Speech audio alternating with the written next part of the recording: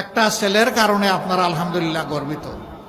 এ cricket বিশ্বে আপনাদেরকে আলোকিত করেছে, বাংলাদেশকে আলোকিত করেছে মুস্তাফিজ, তাই না?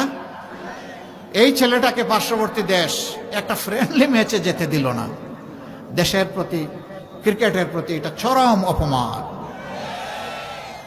বাংলাদেশের ক্রিকেট বোর্ড এরকম বিব্রতকর পরিস্থিতি ভারতে গিয়ে আবার টি-20 খেলার সিদ্ধান্ত প্রত্যাহার করেছে।